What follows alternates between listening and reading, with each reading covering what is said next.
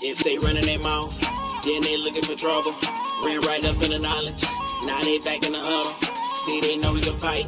New content every week. Me and Dr. Clyde keep on bringing the heat. Now they know they we driven and keep on bringing the energy. Unity. See, they know we ain't stopping. And they know they got problems. And they ran out of options. If they know we got a problem, can't let it go unsolved. Bring back learning, Afrocentric history, we see tomorrow. Karma is karma, I say what I say out here underwater. Till I see I fall off, then I bring y'all up on note. I'm back up on my Clyde winners. Clyde winners, Clyde winners. Clyde winners, Clyde winners, Clyde winners. Clyde winners, Clyde winners, Clyde winners. Clyde winners, Clyde winners, Clyde winners. Divine winters, Clyde winters, mind bender. Clyde winters, I'm Richard, ride with ya. Master teacher, create masters, Clyde winters. Give respect to the elder, Clyde winters. Somebody else that living for me. I told you somebody else that living for me. I think there's somebody else that living for me. I think there's somebody else that living for me.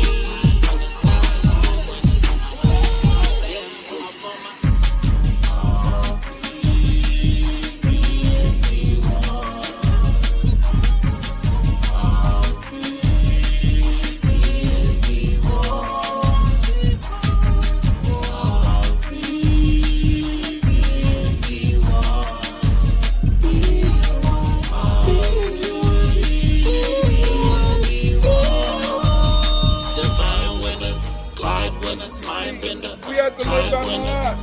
We have to live by God. I have not done wrong. I have not robbed. I have not stolen. I have not drank. I have not told lies. I have not stolen food. I was not stolen. I have not fornicated with the fornicator. I have not caused anyone to weep. I have not dissembled. I have not transgressed. I have not discussed secrets. I have brought no lawsuits. I have not wronged the population. I have not struck fear. I have not transgressed the law. I have not been hunted.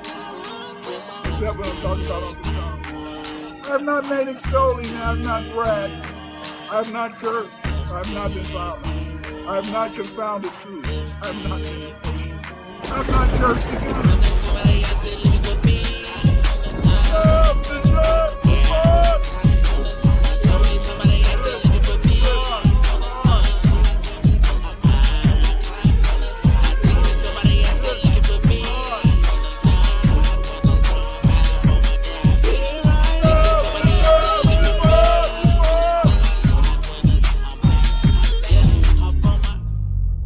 Dr. Winter's legacy is a testament to the power of knowledge and the unyielding spirit of exploration. His impact is felt worldwide, as he shares and enlightens at conferences, symposiums, and collaborative projects. His voice is a beacon in the academic world, challenging, inspiring, and always educating. His journey reminds us that the quest for knowledge is never-ending, and its impact is timeless. Dr. Winters teaches us to challenge the narratives and to learn with an open mind. As he always says, B1 is not a group, it's a lineage. Let his story inspire everybody to pursue knowledge relentlessly and to always seek the truth. Now let us welcome in the grandfather of research, the Trill OG himself, the Honorable Dr. Clyde Winters.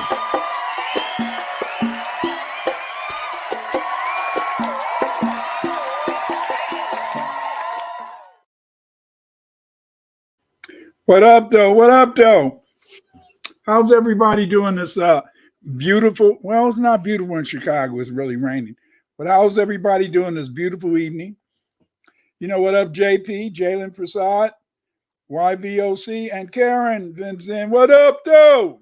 You know, I'm glad you guys could join me tonight. Tonight, I'm going to talk about Gagut, and Gagut. I mean, Gagut is very interesting because that's a theory that explains how everything that exists in creation is really, in a sense, the result of God, and that God has control over everything. You know, growing up in America as a black man, foundational black American man, it's been very hard. It's been very hard because the fact is that many of my peers You know, they always tell you that as a black man, you shouldn't really believe in God. As a black man, you should, that's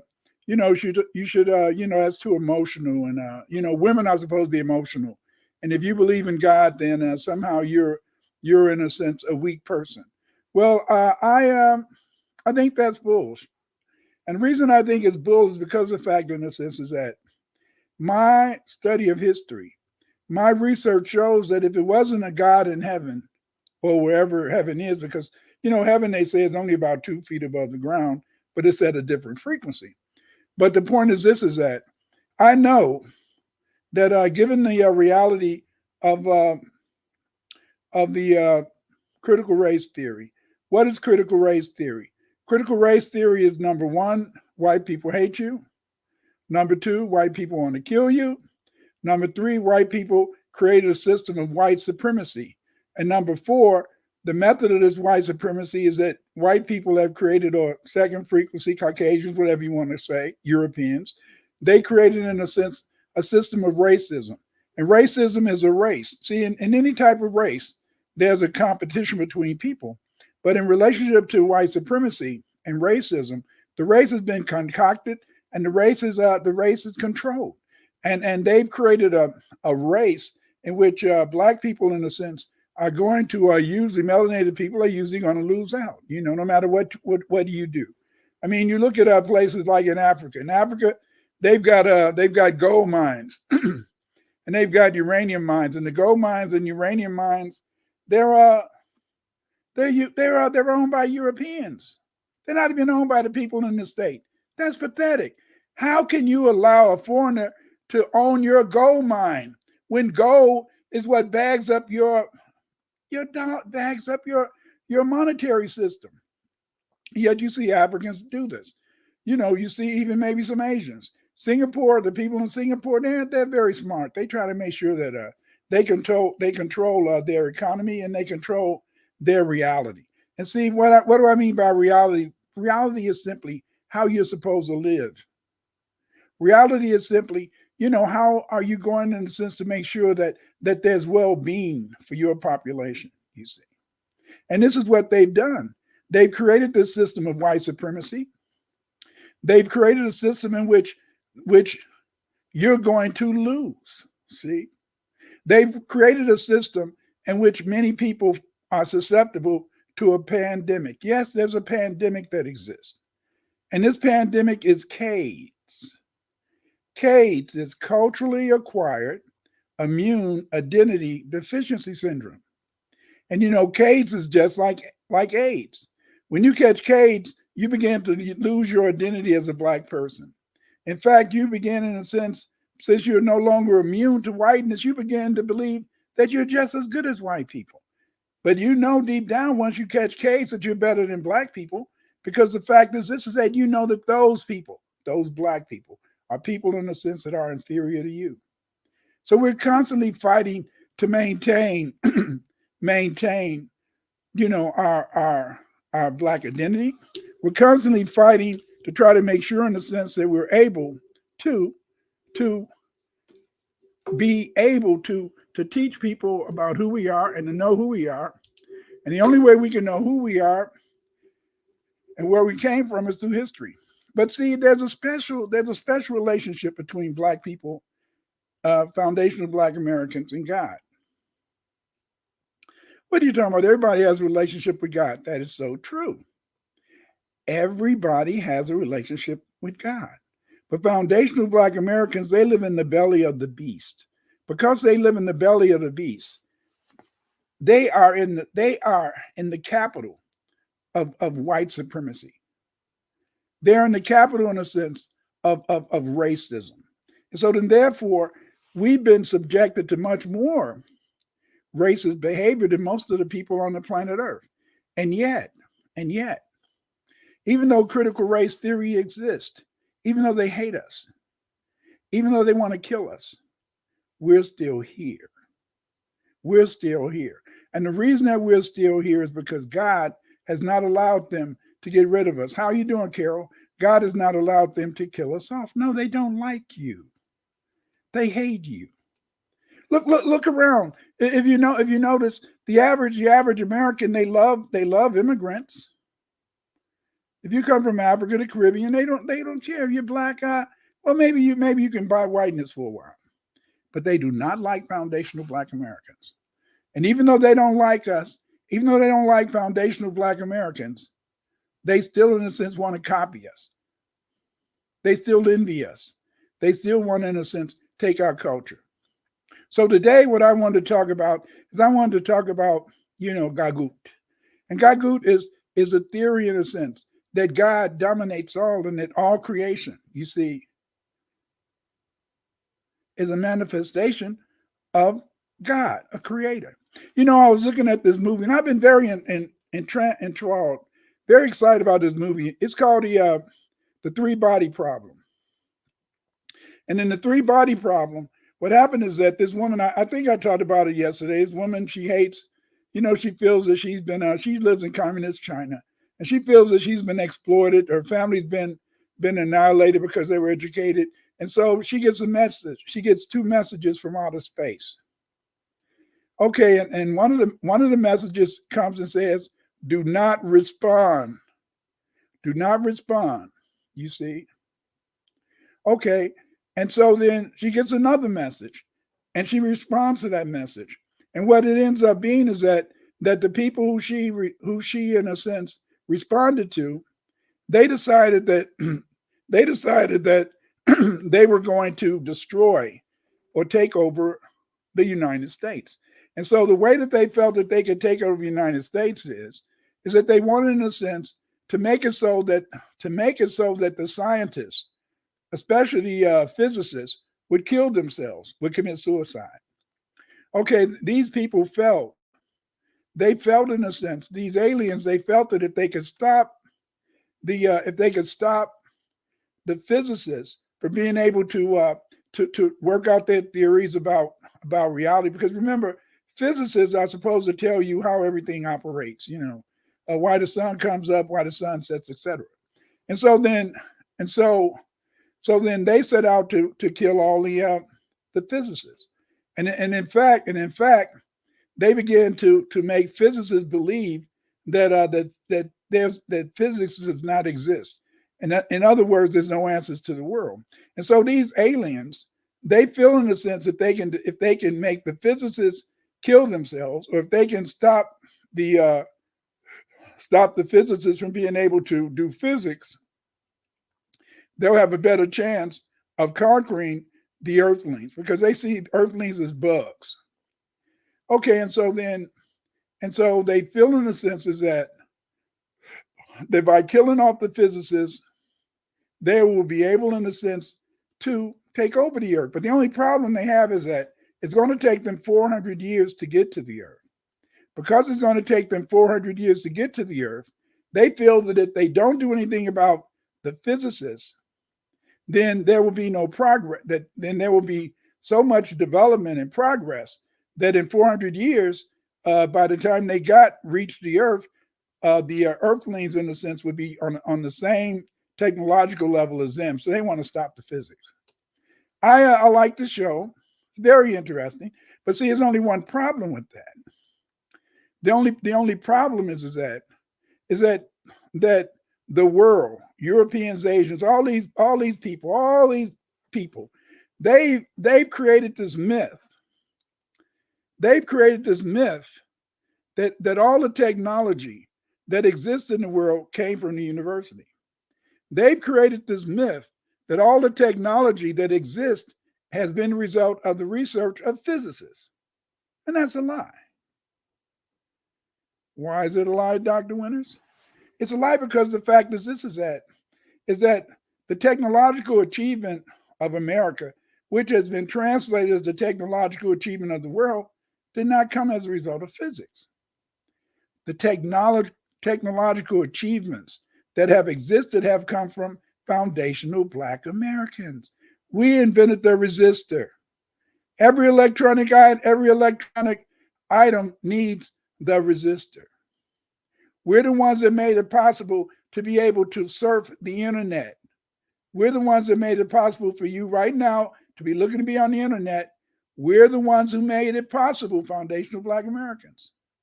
We invented the first laptop computers.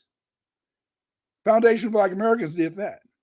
Foundation of Black Americans invented the first cell phones. And we know today cell phones are more powerful. You know, my cell phone right here.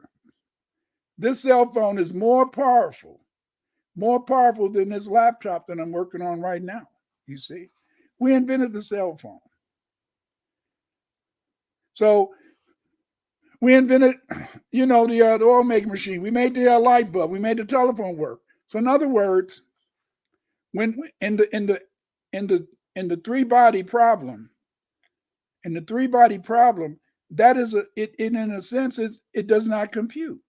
You see, because physics has nothing to do with the creativity, the technological achievement, and the rise of technology on the planet Earth. It has nothing to do with it. See, these technological achievements, electricity, the light bulb, the cell, Foundation of Black Americans did it first. You see? But see, we did it in a sense through recognition that we're not alone. See, the physicists, they have a problem. Their problem is that they don't want to accept that God exists. You see, they keep trying to say, well, how can we find a physical something to show that there's a creator? You see,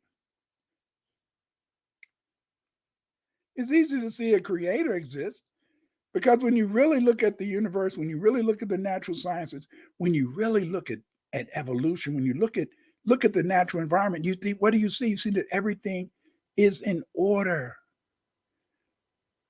It's not in chaos.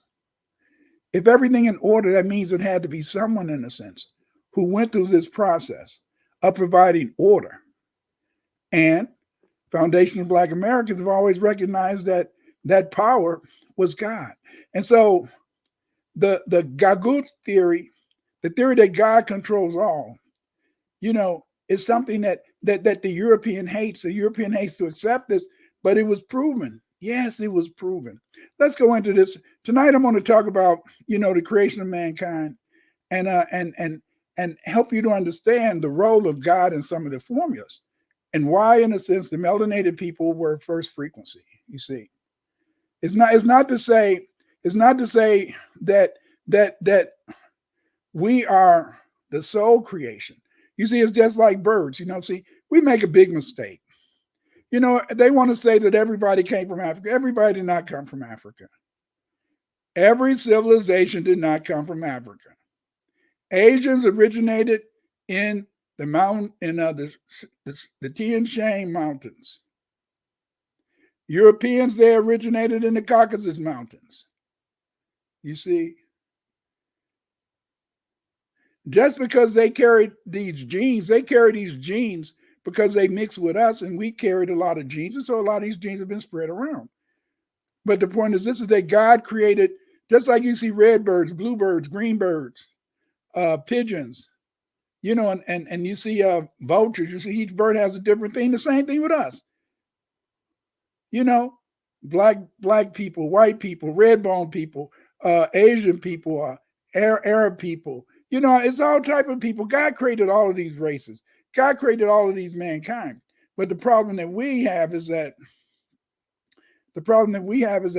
we don't want to respect or understand the role of God in creation. And that's what we're going to talk about today. We're going to talk about Gagut, the God theory. Let's get started. First of all, remember, when the sun is shining high in the sky, go outside and experience renewal and supreme contentment. Remember, in a sense, is that the sun, you know, the black man, the black woman has usually, in a sense, allowed the sun as a representation of God. That doesn't mean, in a sense, is that they worship the sun. What it means, in a sense, is that they recognize that it's through the sun that we have these life-giving, in a sense, experiences. It's through the sun, in a sense, that we're able to know, and we're able, in a sense, to be able to recognize who and what we are, you see. But the thing is, this is that Our failure is that we don't want to respect, the importance of this. You see, so you should always try to go out, and you should always try to go out in the sun whenever you can. You should always at least try to take a walk every day. And by taking a walk every day, what you're doing is that you're replenishing your energy, you see. That's one of the reasons why when they had the pandemic,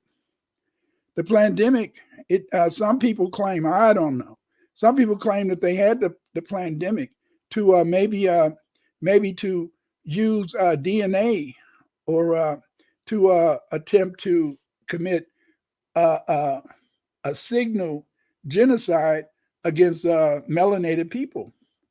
But it didn't work out that way.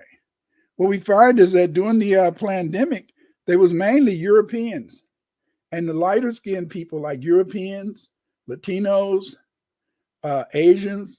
They were the main ones that became susceptible and died during the pandemic.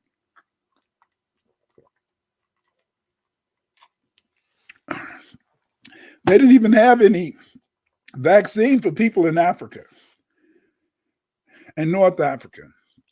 But you didn't see people dying off. No. America had the vaccine and millions of people died off here. So that just shows in a sense that although their objective was to use, in a sense, some sort of genetic weapon to eliminate melanated people, that's what some people claim. I don't know. It didn't work out. Okay, I want you to go to my Patreon to see the slides. The slides of this presentation will be in my Patreon. A lot of people say, I know yesterday when I was doing my presentation, a couple of people in the chat brought the fact and said, Dr. Winters, where are the references? Each time I do a presentation, I talk about my books, you see. Okay, in these books, you will find, in a sense, references that relate to what I'm talking about. If you buy the books, you can get the references. You see, some of the material, sometimes I have references with my slides.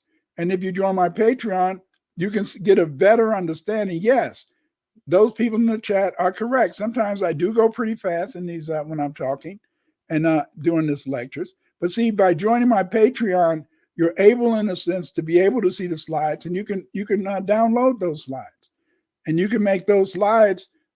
You can use those slides to study, And I provide every slide presentation I do. I put in my Patreon. Join my Patreon. I love my Patreon members because it's my Patreon members that provide me with the resources, that provide me with the support to be able to do this research. When I bring you this research, I try to make sure that my presentations have up-to-date literature. I try to make sure that that what I'm talking about relates to the latest findings. A lot of times I have to buy new books and read them. I have to buy articles that are behind a paywall. And my Patreon, they provide me with the support so I can buy those books. They provide me with the support that I can get those articles that are behind a paywall. Please support my Patreon. Join my Patreon. It's only a few dollars, and they only get the money once a month. A lot of you guys go to Starbucks and other places and buy coffee every day. Just a coffee. A coffee usually costs you at least maybe somewhere between $3 to $5. And then if you get a donut, that's another $2. The money you spend on coffee daily is more than the amount of money it would cost to join my Patreon. So please join my Patreon, support my Patreon. They're only going to take the money out once a month, and the money that you're giving, I'm using this to make these great presentations. You can find me on Twitter, Dr. Clyde Winters 8. Right now, you're on my YouTube channel. Feel free, listen. I do 1 or 2 lives a week. I do lives with other people on other programs, but I have on this site over 350 videos. These videos on this Afrocentric site, these videos deal with every aspect of the history of Black people on every continent.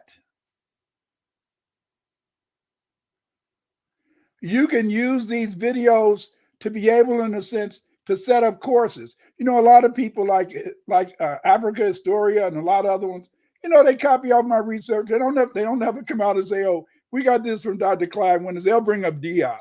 You know, they won't bring me up, but they steal my work and they go ahead and they pass the work on as their own. And you would know this if you just looked at some of my videos.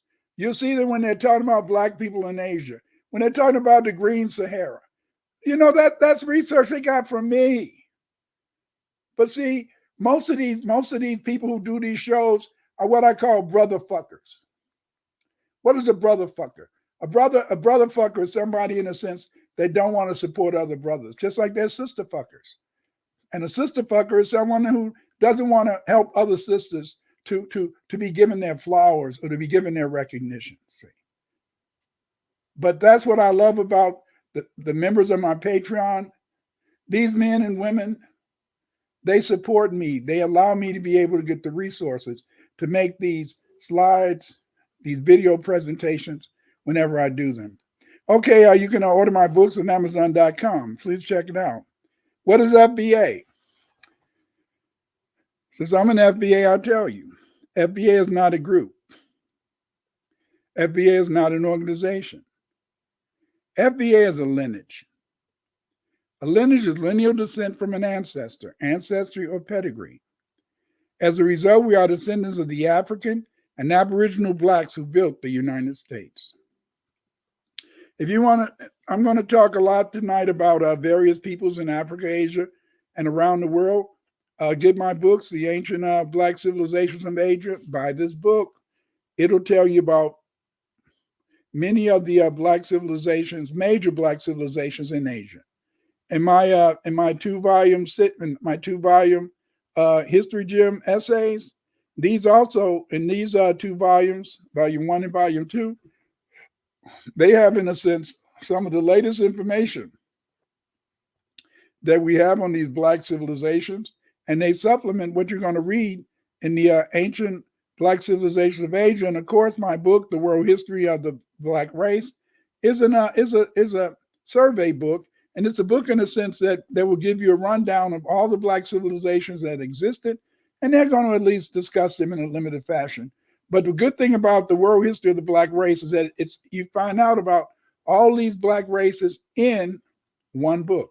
But in a sense, it's the Ancient Blacks Civilization of Asia, my Black History Gym essays. That's where we go into detail with the various cultures, you see. So try to get all 4 of those books. In fact, buy all my books. Being one is acknowledging your Black African ancestry and mod, not heritage. We must be race men and women, proud of our culture and African Black ancestry. Let the researcher do the research. Yes, let the researcher do the research, you see. This, beginning on Monday, I'm doing a class with Sister Shanice, and I hope that some of you may want to join the class. And, this can kind of tell you about the class that we're doing. Greetings, family. Greetings, family. Sister Shanice here, and I'm absolutely delighted to be able to bring you a new training program that starts on Monday, the 29th of April 2024. It's going to be running for 6 strongs or 6 weeks, and we're going to be focusing on when Britain was black.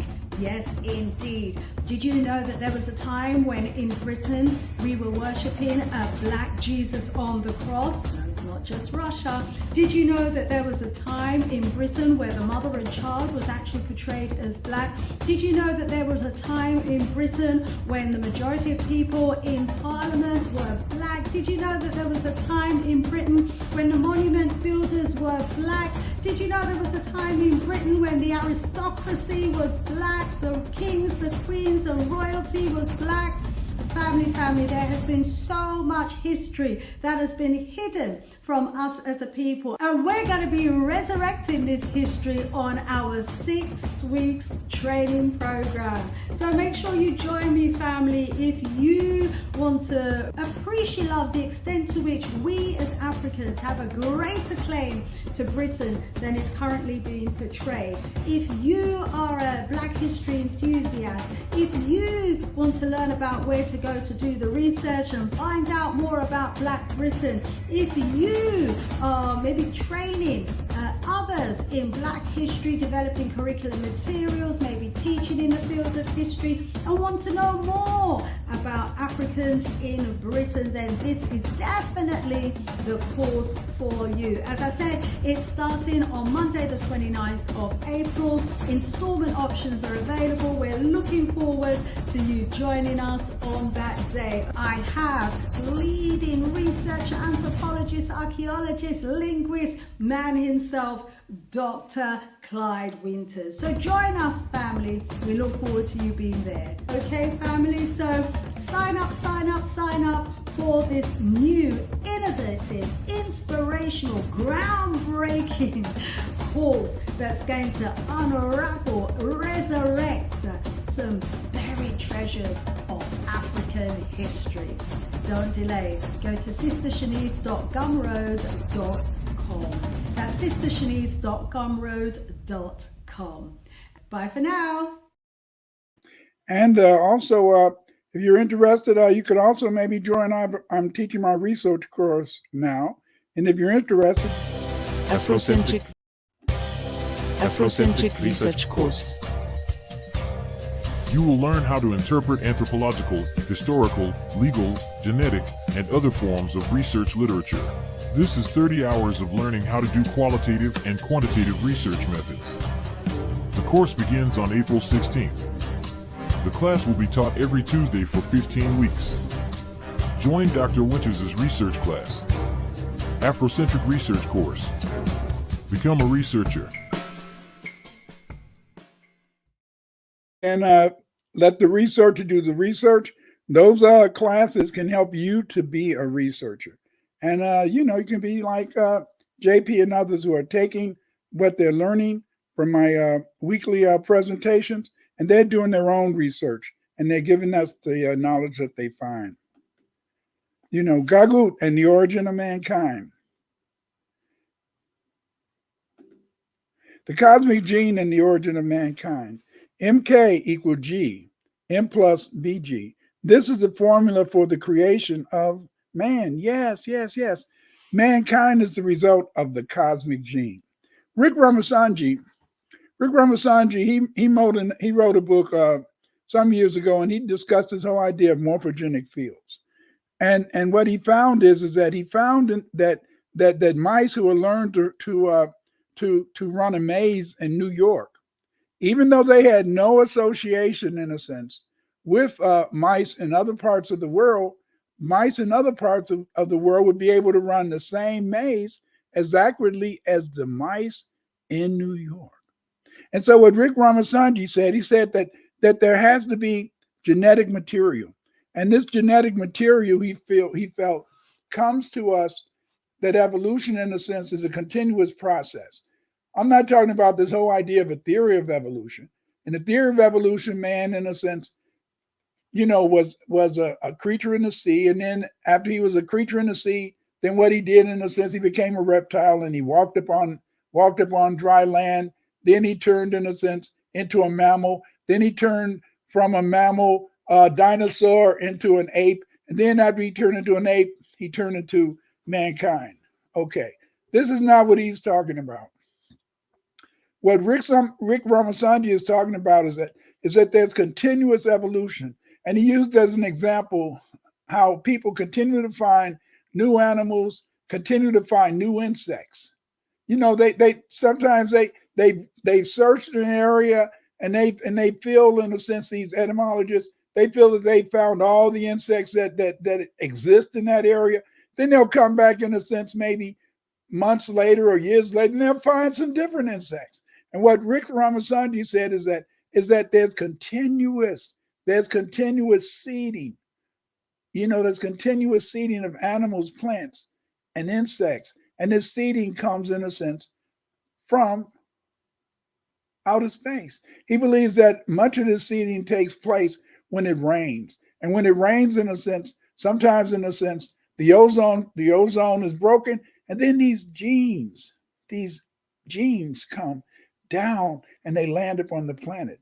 And that's what we're talking about. We're talking about the cosmic gene and the origin of mankind. Professor Oyibo was able to go above and beyond by solving all known questions in the field of science and life itself. By discovering the equation of all equations, Cij, comma J equals 0, which is the God Almighty's grand unified theorem, nicknamed Gagut. Yes, Gagut. This theory, in a sense, Gij, comma J equals 0. This is God's Almighty grand unified theorem. We need to understand this. We need to know this. Why do we need to know this? We need to know this because the fact that as foundational Black Americans, much of our success has come from the fact that God has allowed us to survive in an environment where people hate you. God has allowed us to survive in a place where people want to destroy you. And that even though these people hate you, even though these people want to destroy you, because of God Almighty, in a sense, we're able to survive. And this recognition of Gagut is the thing, in a sense, that can allow us to be able to understand why we're here. Yes, why is man here?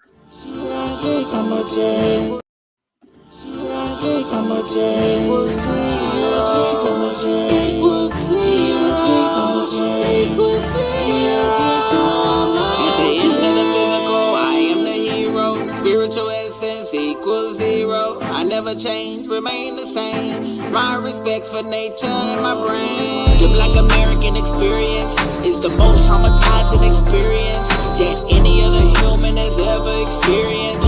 ETSS, RBTS, IV, B68, HF, and RBF. Racial battle fatigue. How many times was my family wept because they can't see? Slaughter us on camera, offer us help. And I see us saying master help. Imposter syndrome, dead nature. They never wanted the meat, just wanted our wealth. Lazy, pathetic, inbred.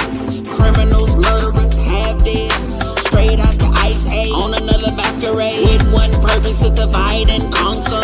Most of us come from a sunken place. Shadow work will return us back in shape. Back then, even now, they still the best. And I upgraded and I remain the best of best. Can't keep us from thinking. On the cool wheel of spaceship sinking. No religion, sex addiction, food addiction, death addiction, substance, self-help addiction. Yes, Gagut. Gij, comma J equals 0. God Almighty's grand unified theorem. In other words, Gagut. This is what controls the world. You see, the physicists, they're constantly trying to understand what's going on, whereas any foundational Black American who's lived here and they know the suffering that our ancestors went through as chattel slaves. They know the suffering that many of us went through during Jim Crow. How people, in a sense, how the police feel they can just kill us. How they vilify us. How every night we had to be, in a sense, taught about some Black person who killed, in a sense, somebody. Whereas we know that the majority of people in this country are Europeans. And we know that Europeans, white folks, kill more white folks than Black folks kill. But we don't talk about white on white crime.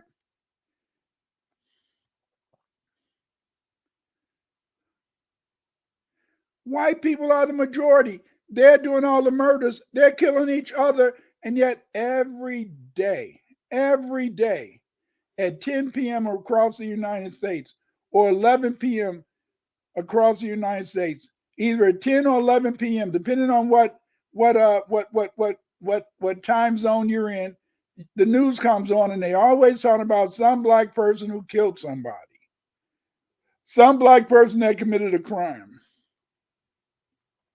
That's not a coincidence. That's part of the idea of white supremacy. That's part of the idea to help you to catch CAIDS, culturally acquired identity immune deficiency syndrome.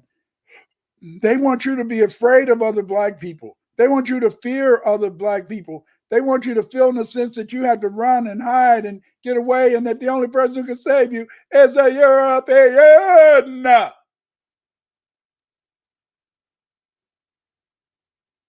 But we know that they're the ones who hate us. We know that they're the ones who want to kill us. We know that they've set up a system of white supremacy, a system of racism in which there's competition between the races. But this competition is unfair because they've established a racial race, in a sense, a system in which you are supposed to lose, and that if you're white, you're privileged, and you're privileged through your whiteness to be able to get just about anything you wish. Whereas because of the fact that we're melanated, but not just melanated, I want you to understand this, family. They don't attack Africans, do they? They don't attack immigrants from the Philippines, do they? See, they mainly focus on attacking foundational Black Americans. Why? Because they know, in a sense, that foundational Black Americans are the new Egyptians. They know that we're the new Egyptians because we, in a sense, went through an ethnogenesis. You see? When they created chattel slavery, the first chattel slaves were Aboriginal, Black Aboriginals, Indians who were captured during war, Black Indians who were sold by other Black Indians into chattel slavery. And the Europeans worked on them farms, not just in the South picking cotton. There was slavery across the United States. Yes, even New England had slaves. Then after, in a sense, they made many Aboriginal Blacks chattel slaves. Then Oliver Cromwell, he sent over 300,000 Black Irish. I'm not talking about the Irish that came after the potato famine who were white. I'm talking about who were Black Irish like you, Black Irish like me, Black like us. And they were made slaves beginning in 1646. Between 1646 and 1660, they sent to the Americas over 340,000 Black Irish and an additional 100,000 Black Irish children and made them chattel slaves. I didn't say indentured servants. That's bullshit. Oliver Cromwell made them chattel slaves. And then beginning in 1660, they began, in a sense, to make those Africans who were originally indentured servants, they began to make those Africans into chattel slaves. And as a result, in a sense, we found on the plantation Aboriginal Blacks, Black Irish, and Sub-Saharan Blacks.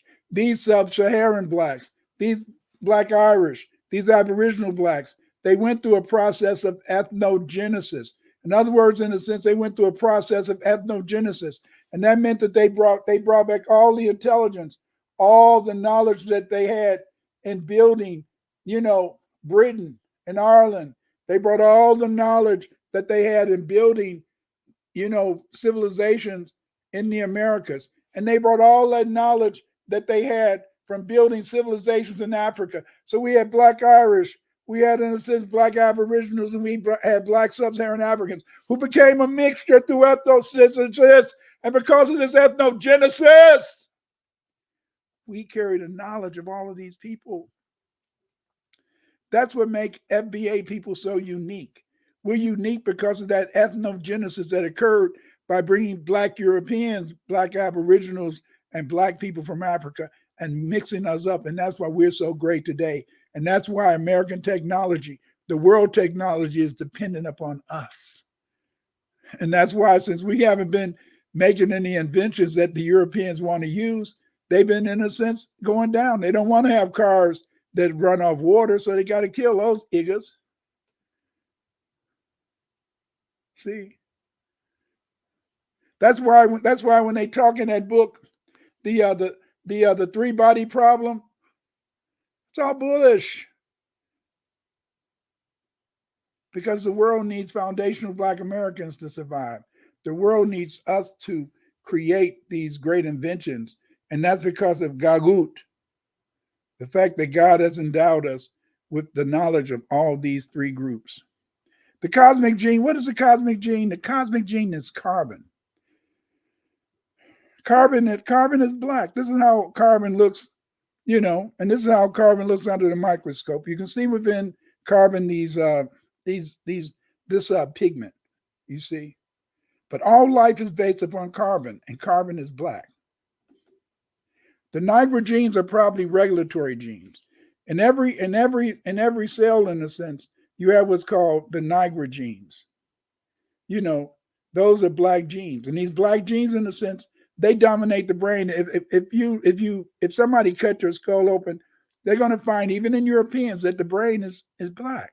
Yes, they call, in a sense, these genes that are in the brain, they call them Nigra genes, and Nigra is just another name for what? Black genes.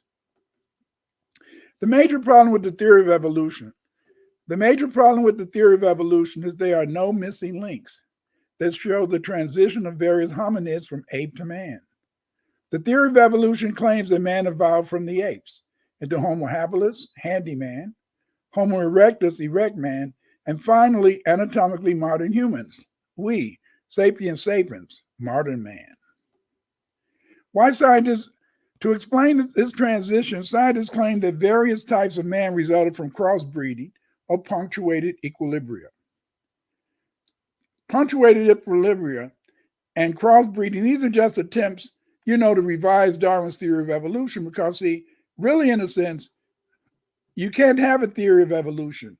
In science, you can only have a theory that can be tested.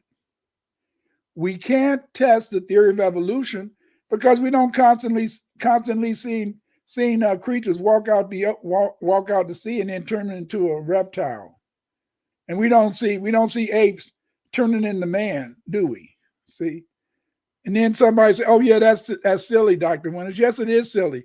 That's why the theory of evolution has no scientific validity. There's no way to test the theory of evolution. That's why the majority of you that's listening to me now don't believe in a sense, the theory of evolution. But many scientists, to try to, in a sense, explain, why they can't find a missing link, and the missing link is supposed to be that hominid. Hominid is the scientific name for man-like creatures. They can't find that hominid that shows that transition between ape and man. And so what they do is that they say that evolution may have been the result of punctuated equilibria and crossbreeding. Punctuated equilibria is a theory that new species evolve suddenly over brief periods of time, followed by longer periods in which there is no genetic change. Crossbreeding is the process to produce hominids by the mating of individuals of hominids and races to produce a new hominid. And although they want to say that they could maybe, in a sense, explain in a sense, evolution based upon punctuated equilibria and crossbreeding, again, you can't test it. How do we test that? Where can we find that ape and study that ape and wait until that ape turns into a man? It's not going to happen.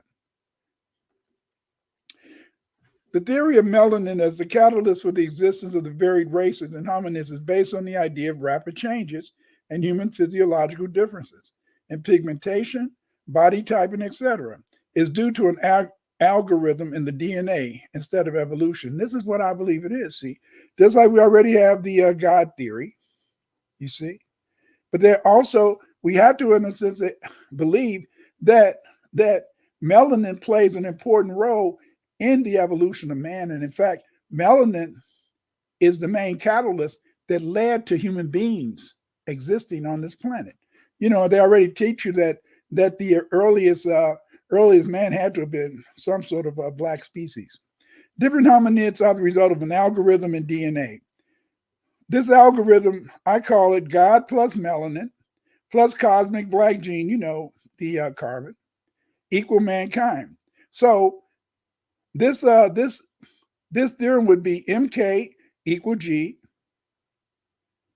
M plus BG. In other words, God plus melanin, the cosmic black gene equal mankind. See, so this is the formula. This is the formula that explains why you're here. This is the formula that explains why I'm here.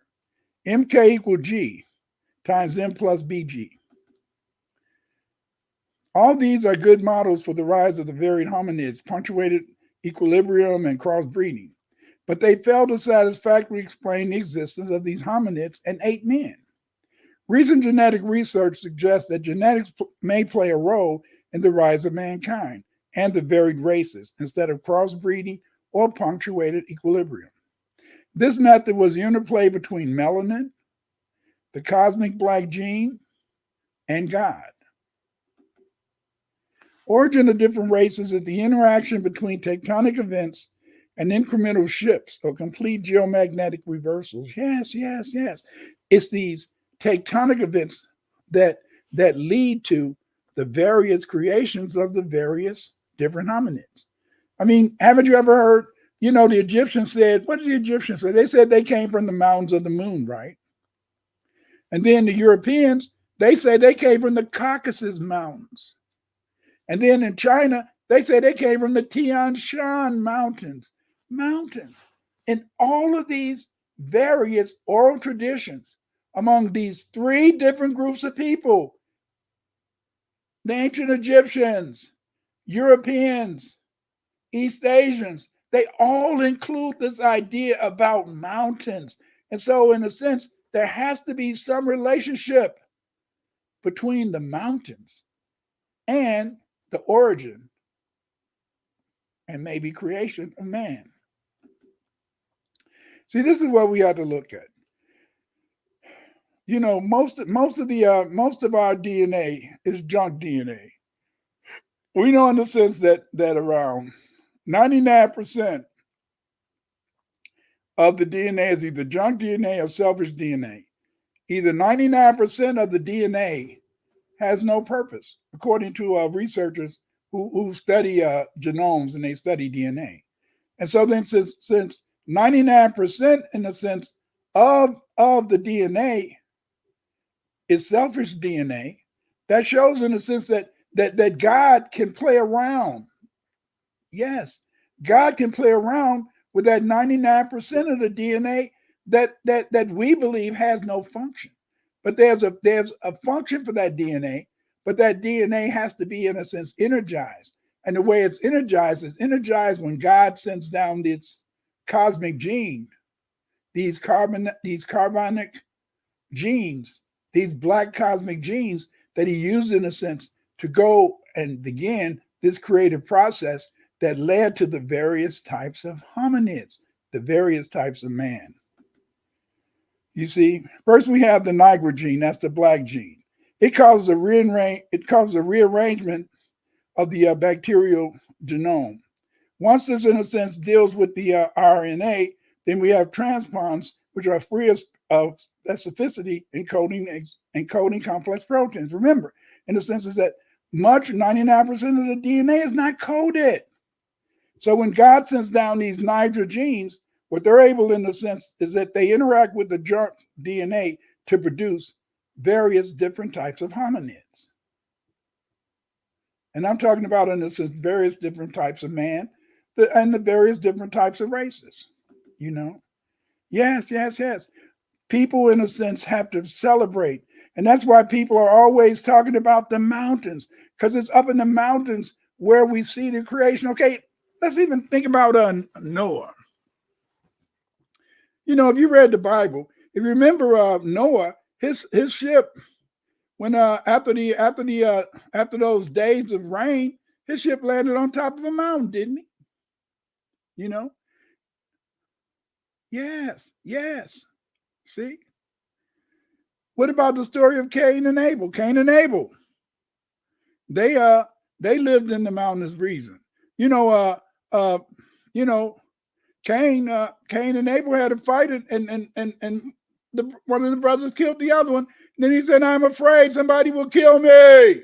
Check it out. Read your Bible. Why would he be afraid somebody would kill him unless there was other people around? But he was living in the mountains, and he felt that he was going to be exiled. And once he was exiled, had to go down and be around the people that didn't know what was going to happen. Mountains and God play a role in the creation of man. See, usually in a sense when there's tectonic events, like when a volcano erupts. When a volcano erupts, what does it do? When a volcano erupts, it sends in a sense smoke and other materials into the environment. This smoke, in a sense, what it does coming from the volcano, what it does is that it breaks the ozone shield, and when it breaks the ozone shield, that allows Niagara genes, these cosmic genes, to fall down to the planet. And if God, in a sense, wants to send the specific genes to change people into different groups, then he sends them down to those people up in the mountain. They change over time, and then they become, in a sense, a new type of person. We call them races. We don't want to call people species, but come on, we're just like the birds. Red birds, blue birds, green birds, black birds, all type of birds, you see. But mountains are the main place. Mountains is where this stuff takes place. It's in the mountains, in a sense. That's why the Egyptians talked about the mountains of the moon. That's why the East Asians talk about the Tian Mountains. That's why the European oral tradition goes to the Caucasus Mountains. Because it was in the mountains that this creativity of God took place. The mechanism for the creator-centered creation of mankind is as follows. First, we have, in a sense, the creator. The creator sends material down to the selfish DNA or the junk DNA. This, in a sense, is brought about through volcanic eruptions or a geomagnetic field reversal, because when there's a geomagnetic field reversal, then what happens, in a sense, is that this causes a break in the ozone, and as there is a break in the ozone, then this allows, in a sense, those genes that God want to send down to the earth, these black genes or Niagara genes, when he sends down these cosmic black genes, they, in a sense, create a new hominid, a new species. The selfish gene, this is how the selfish genes look, but it's made up mainly of blackness, melanin. The structure of amino acids from which proteins are formed is the chief building block of life. Increasing the number of left-handed genes because of cosmic Niagara gene fallout, direct human contamination, and see what happens is that as God, in a sense, allows these cosmic black genes and Niagara genes to fall on the people in the mountain, these people in the mountains are directly contaminated by these genes. And these genes are in a sense metabolized, because the fact is that many of these Niagara genes fall into the water. It would also mix with the plants, so we would eat it as a food. And so what happens is that these people who are living in a mountain where God is keeping them safe, as they form a different population, a new racial group. Right now it could be some people right now that God is creating that will come down and that will after some sort of geomagnetic field reversal or some sort of cataclysm, that God may have assigned to be the new rulers of the earth. Only God knows. See, let's look at some of these different hominids. Okay, here we look, if we move from left to right, we can see how these hominids, we see, in a sense, we see these ape-like creatures, then we see in the middle another creature. This, in a sense, these are out through reconstructions. We see this one has a more humanistic features. They're not as hairy. And then finally, we get, in a sense, to Homo. We see Homo ethnogenesis, or they call him Rhodesia man. And these are the first inhabitants. This figure on the right hand, these are the first inhabitants of Europe before Neanderthals. See? And again, if you notice, what they share is they share these broad, if you notice right across the bridge over their eyes, those are those broad bridges, show, in a sense, they're archaic features, The first law, also known as the law of conservation of energy, states that energy cannot be created or destroyed in an isolated system. The second law of thermodynamics states that the entropy of any isolated system always increases. In other words, you cannot create anything from nothingness. And two, because of entropy, anything created as a result of randomness would lack order or predictability and gradually decline into disorder. That means, in a sense, that means that it has to be a model. It has to be, in a sense, a model that God can creatively influence through Niagara genes, through the cosmic black gene, to be able, in a sense, to create these different types of man, these different types of hominid, There are two theories advocating the rise of populations around the world: the monogenetic theory and the theory that each population is ascended from different ancestors. Today, scientists accept the monogenetic theory that mankind originated in Africa. The first humans lived in tropical Africa. As a result, they were dark or pigmented people.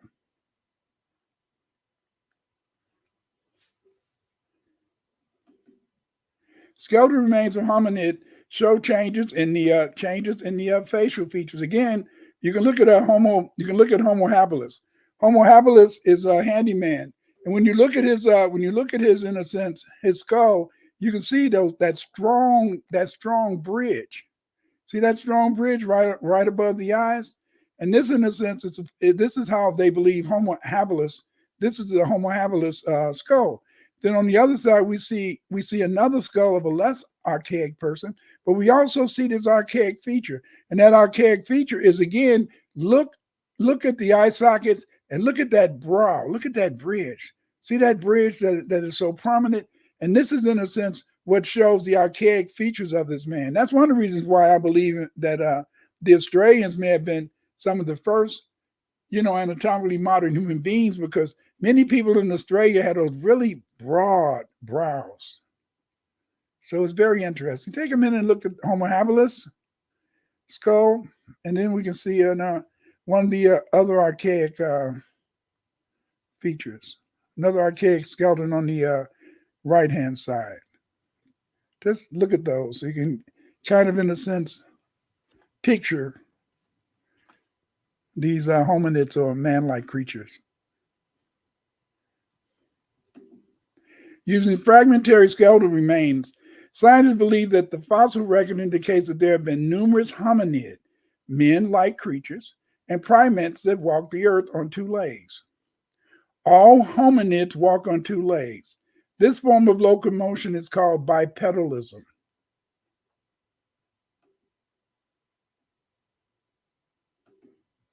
DNA evidence makes it clear that the first woman, Eve, was an African.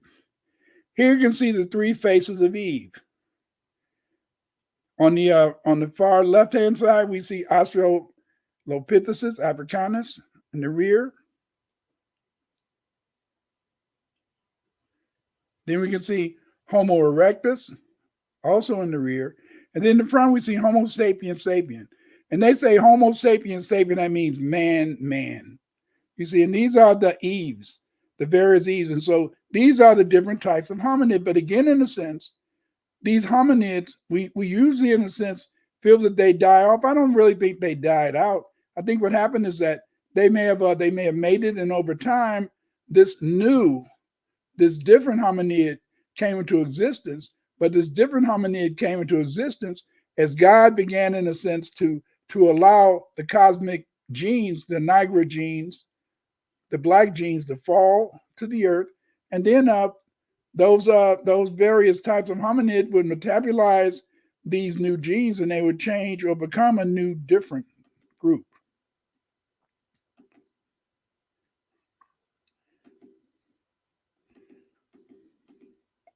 This is the evolutionary path of ape to man.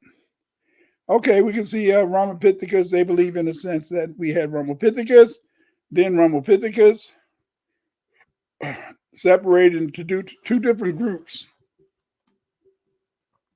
If you look on the far left-hand side, we see Australopithecus africanus. But then we see that on the right hand, or the closest to us, then we see the development of what they believe, in a sense, that it was these various hominids that evolved into, in a sense, Homo sapiens sapien, or anatomically modern humans. The first one, in a sense, was Homo habilis. They called this figure Homo habilis because he made tools. So his name Homo habilis means handyman. Then we have Homo erectus, and Homo erectus, they believe, in a sense, was the first hominid to stand erect and move through a process of bipedalism. And then we find at the end of this process, contemporary man, anatomically modern man, or Homo sapiens sapien. So this is supposed to be the so-called evolutionary path from ape to man. But as we know, there's no way that you can say that there was an evolutionary process. If there was no evolutionary process, how did the various hominids occur? When you take into account Gagut, that God controls all, then you have to say, in a sense, is that the various types of man were created by God, but it's through these mechanisms in which he made these new hominid populations. And when he made these new hominid populations, he allowed them to live in the mountains. And as they lived in the mountains, this made it possible for them to be protected until another cataclysm could come. And when the cataclysm could come, they could move from the mountain down into the valley and replace those peoples or hominids that have been wiped out. The Stone Age is divided into three broad periods. Old Stone Age, or Paleolithic, which lasted from 2 million to 10,000 years, 10,000 BC. The Middle Stone Age, or Mesolithic, which lasted from 10,000 to 6,000 BC. And the New Stone Age, or Neolithic period, which lasted from 6,000 to 3,000 BC. Homo is a generic name for man. Man is considered higher than the apes on the evolutionary scale because of his use of tools. Scientists believe there were two branches of hominids that are descendants from Australopithecus afarensis, who lived 2.8 million years ago. One group, Australopithecus robustus and Australopithecus bulgae, died out. The earliest fossil hominids have been found in Tanzania and South Africa. Yes.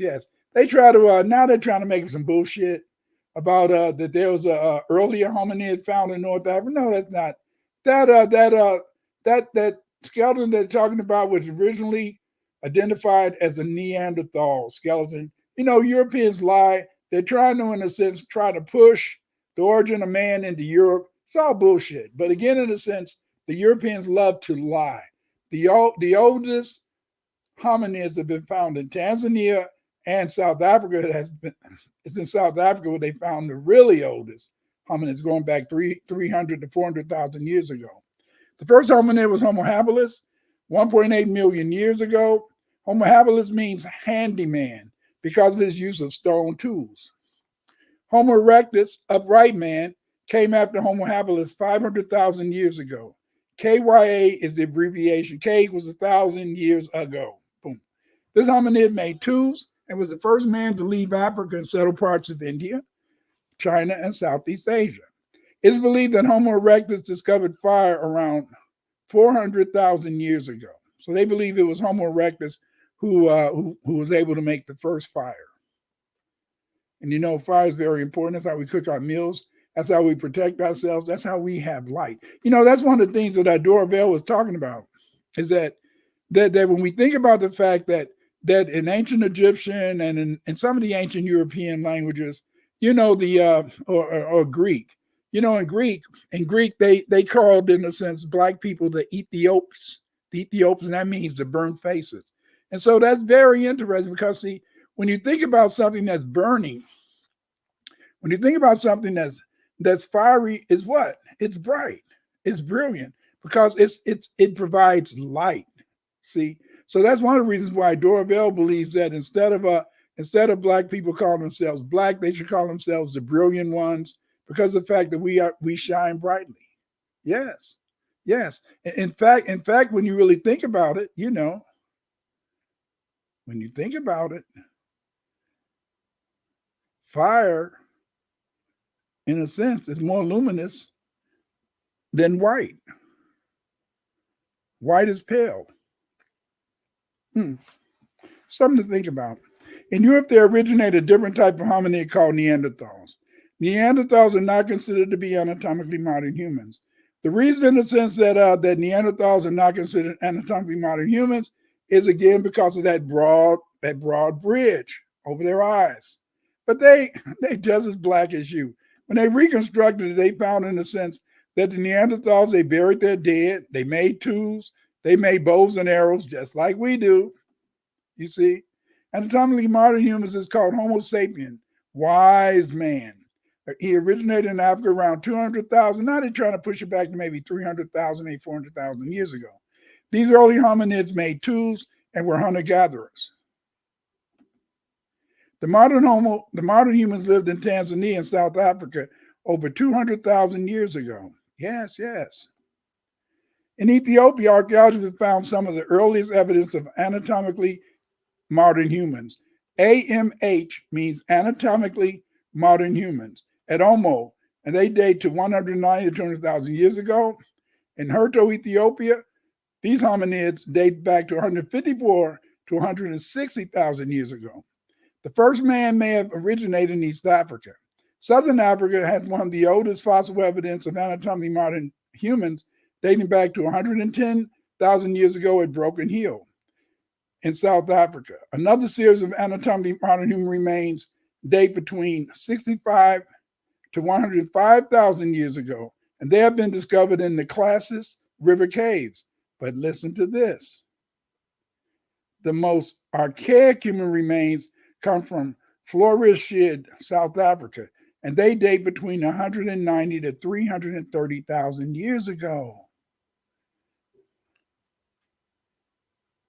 See?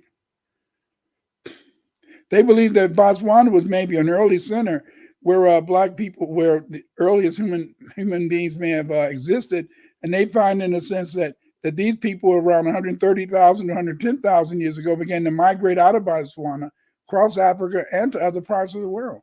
You know, that's why they found, in a sense, mastodon bones, and they found mastodon bones in California, and these mastodon bones that date back to 130,000 years ago, they suggested, in a sense, that anatomically modern humans existed. And the reason they believe that anatomically modern humans exist is because you can tell where someone had eaten the meat that was on the bones. Mastodon was ate by many peoples. Mastodon used to be across the United States from California all the way to to Virginia, North Carolina, and all those type of places. They were mastodons. You know, I was really surprised to really discover that. You know, we always hear about the buffalo in the Old West, but there was also when the Europeans came to the Americas, the buffalo herds were not only in the West, there were buffalo herds down in Virginia, North Carolina, and places like that. But again, the earliest and the oldest Homo sapiens were found at Florishid, South Africa, and they date back to 330,000 years ago. The period between 2 million and 5,000 BC is called the Stone Age because hominids used stone to make their tools. Paleolithic men hunted game and collected roots and berries for food. Australians were the first migrants out of Africa. Anatomically, modern human remained in Africa until 65,000 years ago. Now we know it's 130,000. At this time, humans migrated out of Africa into Asia. They migrated into India, Southeast Asia, and the Pacific and Indian Ocean islands. You know, on the left-hand, right-hand side, you can see some of the various types of Australian people. You see a few Tasmanians. Again, if you notice, as I told you before, the thing that makes the Australians so unique is that they still continue to have those broad bridges, you know, above the eyes that showed the archaic nature. And I believe, in a sense, that it was these Australians who were the first ones to migrate out of Africa 130,000 years ago. Some of you, if you want to find out more about this migration, I did a video on the expansion of Black people from Africa 130,000 years ago. You can check out that video It's on this platform, so check it out. It was alive too.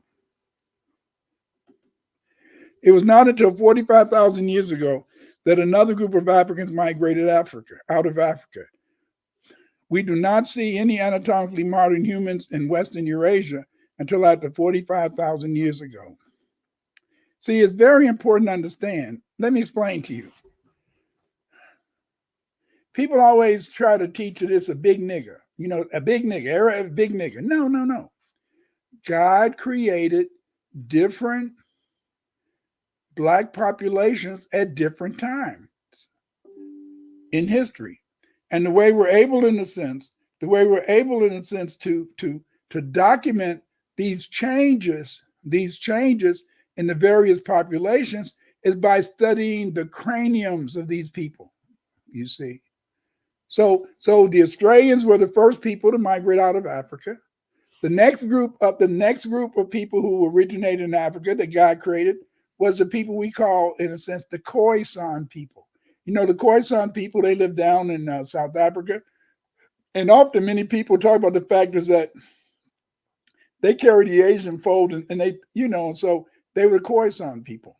Then after the Khoisan people, God created, in a sense, the Pygmy people. Yes, the people we call the Twa or the Anu. And then finally, he created the Nilotic people, us, the tall Black people who are not too tall and not too short. So again, in a sense, we find that God created at least 5 different Black populations. He created, in a sense, the Australians, then the Khoisan, then the Anu or Twa, and then he created, in a sense, the contemporary taller Blacks who we represent. Around 45,000 years ago, anatomically modern humans crossed the Iberian Straits and entered Spain. These Africans were called Cro-Magnon. Some researchers believe that the Bushmen may be the descendants of Cro-Magnon man. Yes, they believe, in a sense. Here you can see a Khoisan person. If you note, you can see his his facial features. He could from this picture, you would think he was a Japanese, whatever. But again, this is a Khoisan. These people live in South Africa. These people migrated from South Africa into North Africa and across Spain and across Morocco into Spain. And they're the people who became known as the Cro-Magnon people. Back in the past, they wanted to teach you that the Cro-Magnon man was white. No. The Cro-Magnon men were the Bushmen of the Khoisan. That's one of the reasons why they'll teach you that that the Khoisan were probably ancestors of many of the ancient peoples. That's because the Khoisan were the ancestors of the Cro-Magnon people. Neanderthals and Cro-Magnon man were Black, not Caucasian. Okay, you can see some in Neanderthals. In Europe, they originated a different type of hominid called Neanderthals. And so here, look at this. Look at these Neanderthals. Again, they look like the average Black person. Look like you, look like me. The only thing is that they have a broad bridge above their eyes. And then, in a sense, on the right-hand side, we see the Cro-Magnon. This is supposed to be the Cro-Magnon man, the first people to settle Europe. Now, if you look at the Cro-Magnon man, who they believe was Khoisan, look at that cranium.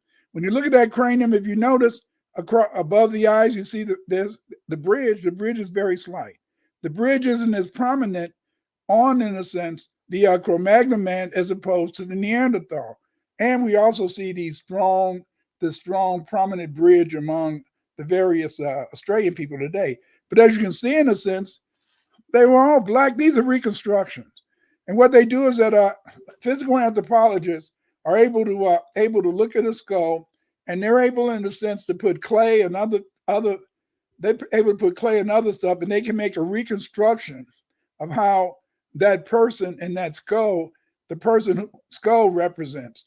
This was first began by forensic scientists. What happened is that often, they would find a dead person, and the person had maybe been murdered, or the person had died, and all they do is find a skeleton. And what they would do is that the forensic scientists, they would, in a sense, use clay to reconstruct how that person probably looked. And then they use that in a sense to try to present to the public and say, have you ever seen this person? Do you know this person? We found this skeleton. This is how this person looked. So they're able, in a sense, to use clay, some of these forensic scientists, forensic anthropologists, and they're able, in a sense, to reconstruct how these hominids looked, when they were alive. Okay, here's some Cro-Magnon paintings. And the Cro-Magnon people made beautiful artifacts and paintings. If you notice, they also had a thing about making a lot of females. They feel that these are fertilities, and they would show the women their head would be curly or bushy like most Black people hair. They had prominent breasts, and they had very big rear ends. And these, in a sense, are considered to be the artifacts or the types of representations that they made, and they feel that these were fertility members. By 5000 BC, Neolithic people began to sharpen stone tools, and weapons by polishing them. People at this time domesticated cattle and goats and invented agriculture. You see, Neolithic subsistence. During the Neolithic, people collected and cultivated wheat, sorghum, and millet. Increases in food production led to population explosion and settlement in more permanent communities. And that, in a sense, was how we find the rise of man. I'm gonna do another lecture, probably I don't know, maybe next Friday, I don't know. And I'm going to talk about the various origin of the various Black groups: Australians, Khoisan, the Twa, Anu or Pygmy people, and then the Neolithic Blacks. If you want to find out more about the ancient Black civilizations, get my book, The Ancient Black Civilizations of Asia. If you want to find some of the latest research and articles and bibliographies and references relating to these various populations, buy my 2-volume series, Black History Gem Essays, volumes 1 and 2. And of course, if you want to learn about the various Black populations around the world, get my book, The World History of the Black Race. Again, go to my Patreon to see the slides. These slides will be in my Patreon. Look out for my posts on my Twitter at Dr. Clyde Winters 8. And I have all these videos here on this platform. I have over almost 400. They deal with every aspect of Black history, Black people. Look at these videos. Don't just look at my live. When you have time and you're interested, look at these other videos I got on this platform. I did some video guides, and you can find video guides that I made for my Patreon. And in these video guides, I've listed various videos based upon their topics or their themes, so that people, in a sense, will know how they can look at a series of videos and gain various information about various topics. So join my Patreon. You get this information. Buy my books at Amazon.com, and also remember, in a sense, is that much of the material that I do, much of the material that I've done was done by Yoshimod, and I hope that you will try to, in a sense, check out Yoshimod, because Yoshimod can help you to make some very, very good programs.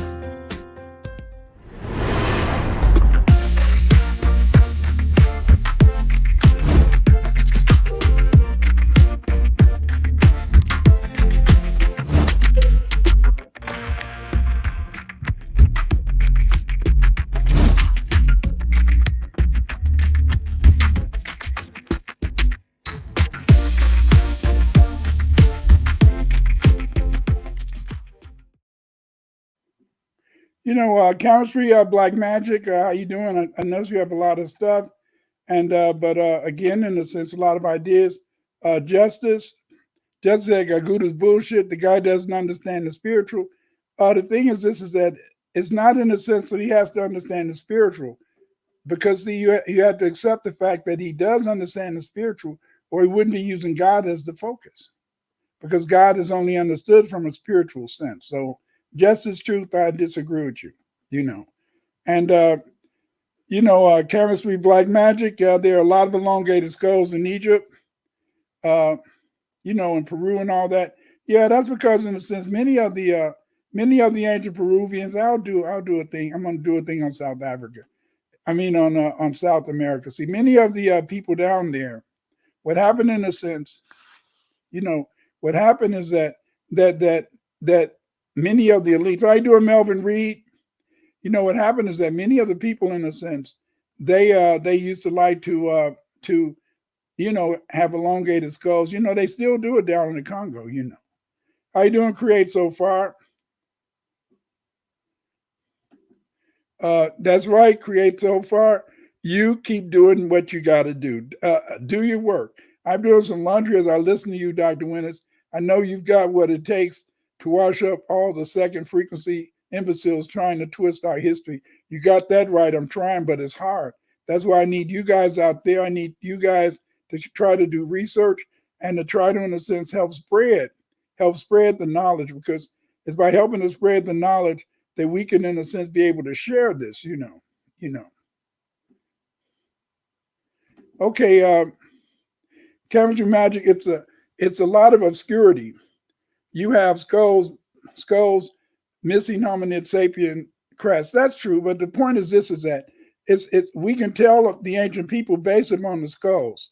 The so-called white people who believe in the ancient astronaut theory. They try to say that people with the elongated skulls are probably aliens, but we know, in a sense, that some Egyptians had elongated skulls, and then we know, in a sense, that they were making they had elongated skulls in the Congo, even in contemporary times. So we know that's bullshit. But again, most of the time, Europeans are always trying, in a sense, to create theories that make it appear as that something happened. That, in a sense, it was some people from outer space that made civilization. Because if they don't say the people from outer space, then they have to admit that it's black people who made these beautiful, beautiful, beautiful things. Chemistry, black magic. He says, I think Narmer went to Australia. I got to get books. I don't think he didn't go to Australia, but he did go to Mesopotamia. He did go throughout the Levant. He left many inscriptions, and he described himself as a Hoxus. See, the original name for Kushite is the name that the people of the 18th dynasty called the people. The original Kushites were called Hoxus, and they lived in Lower Egypt.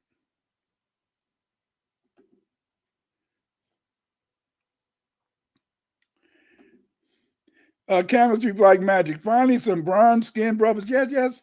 We come in all colors, and I mean, that's what the Khoisan was. But see, the whole point is this: is that the European wants to tell us that we all a big nigga. That all niggas are alike, all black people are alike, which is false. There's different people. They came at different times.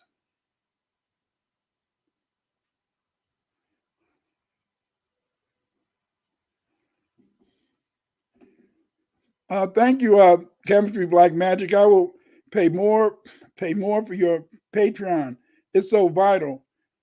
Thank you so much, Dr. Winters. Oh, thank you. And again, join my Patreon. All of you, please join my Patreon. That's what helps me to be able to do the research I'm doing now. Okay, here's a good question. Carol Asburum says, could not all these different groups exist in Africa at the same time? They do. They exist in Africa at the same time now. But it seems as though God had different groups come in at different times. according to the archaeological evidence. And when I talk about archaeological evidence, I'm talking about, in a sense, I'm talking about the evidence that comes from the various craniums that they found. So the archaeological evidence makes it appear that by 130 BC, we see the Australians. Then we find, in a sense, the Khoisan skeletal remains. They began to appear around 45,000 BC. They appear around 45,000 BC in Europe and in Southern Africa. They're associated with what we call the, what is it? It's the Austrian culture and the Solutrean culture that in a sense, that appeared in Europe and South Africa around 45,000 years ago. Then after, in a sense, then after the Khoisan, they ruled the world from 45,000 BC down to around 25,000. We began to see, in a sense, we began to find skulls of the Twa people, the Anu people. The Anu people were supermen. We know, in a sense, that even Narmer Menes, when he conquered Egypt, he took Egypt away from the Anu, and the Anu, they were rulers in Sumeria, and they were rulers in Egypt. The Anu were supermen. Today, many of the Anu, because as Europeans began to invade Europe, many of the Anu were pushed into the center of the earth. Many of these so-called, you see these so-called aliens, the so-called gray people, they're not gray. If you read the sightings in the 1950s, they describe those aliens as little brown skinned people. You see, little brown skinned people. They just use that picture of the grays and having them real skinny. That's all bullshit. That's illusion. It's negativity, because again, they don't want to tell you that these people flying these flying saucers, not all of them. Some may come from other planets. But the vast majority of the so-called people they call the grays, those are just some little black people, the Anu, the Twa people, you see. And I did a video, and in my video I talked about, in a sense, how they found rockets, they found helicopters, they found airplanes in Egyptian temples. I discussed that in another video.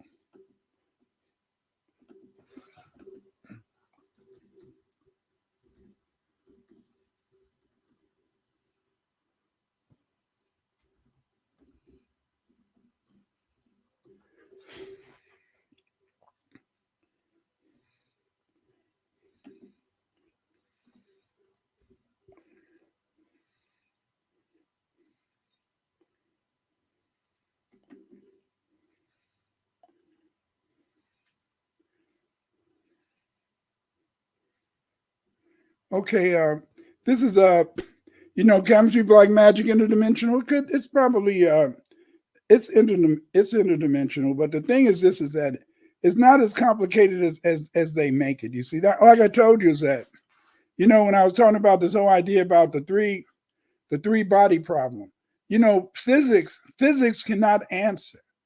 Physics cannot answer our creative ability as foundational Black Americans. No other population on this planet has made as many technological inventions as Black people. We made the light bulb work. We made the electricity work. We made, in a sense, the telephone work. We made the first laptop computer. We made the first cell phone. We made the resistor. We made the chips and shit. We made that stuff. Europeans have not made it, and that's why, in a sense, the Europeans have been kept down, because now they try to encourage Black people to just play basketball. And when we do make great inventions, they try to kill the inventors off, because they don't want inventions, in a sense, that can allow people to have freedom. Like how we've invented, cars that can run off water. They don't want that. You can't make money. You make money off gasoline, you see? So then sometimes, in a sense, we are too smart. And because we're too smart, it's very difficult.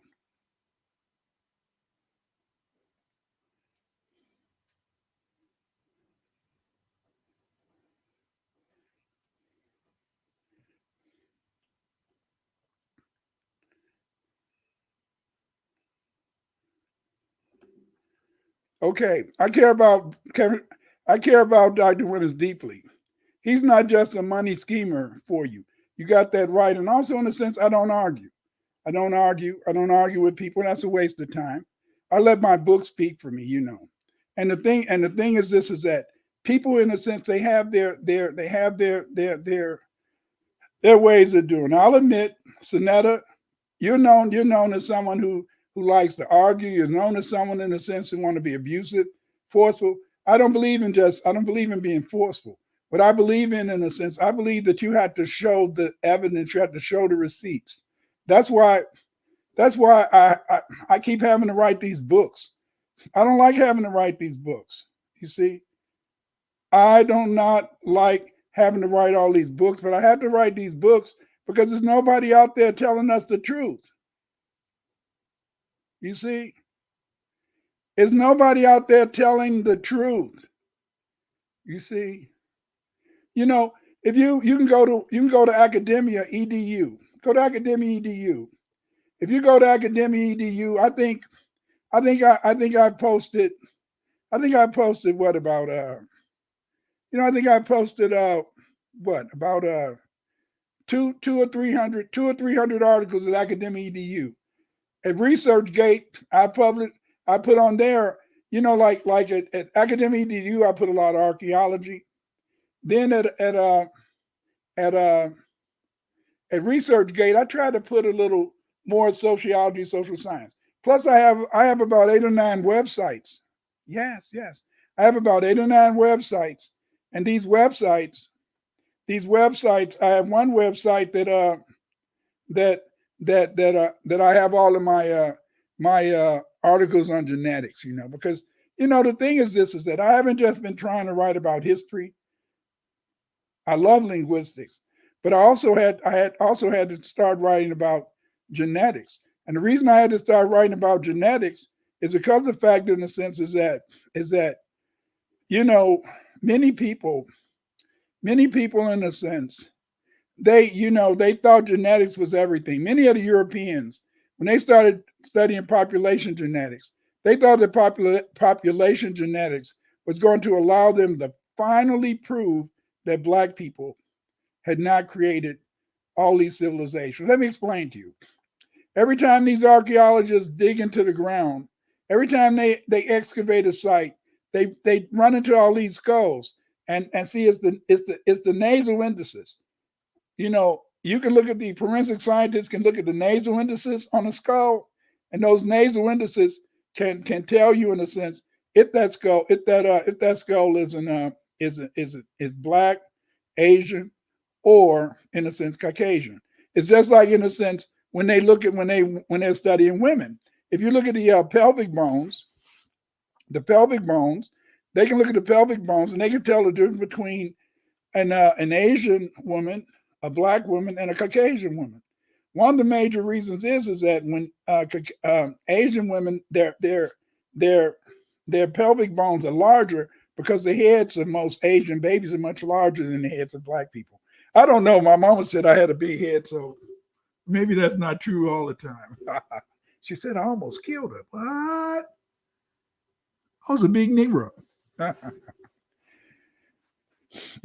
again, in a sense, is that so knowledge. That's what it's all about. That's what it's all about. The thing is this is that we had to remember that it's through knowledge, it's through doing research, and by doing research, what you're able to do is that you're able, in a sense, to know and to find and to discover anything. And this is something that we forget. We forget, in a sense, we forget that there's all this knowledge out there. It's so much knowledge out there.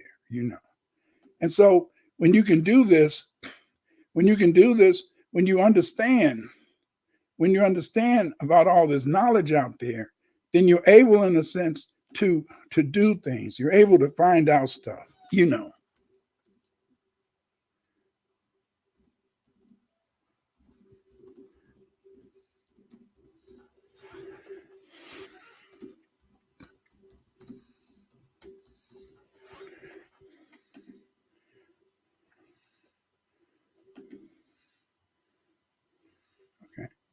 Okay, it's very interesting is that here's an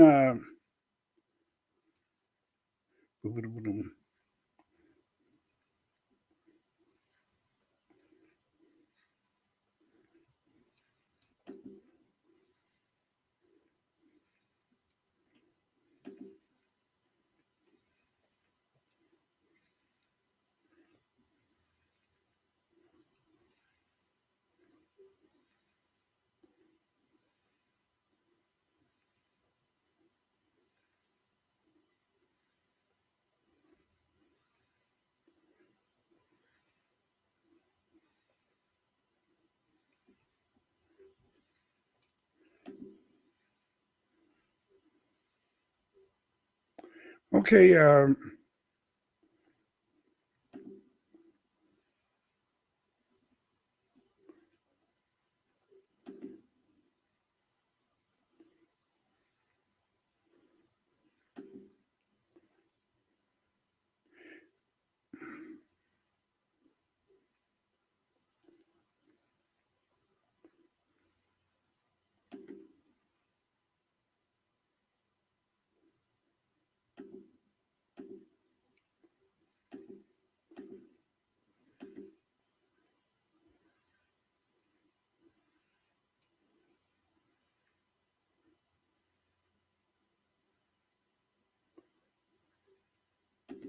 Okay, again, this one, this one is. I wanted to show you some of my pages, but this, you know, uh, StreamYard doesn't allow you to do it. I might do some presentations with Zoom. So again, are there any questions that you guys have about the cosmic gene, how we became who and what we are?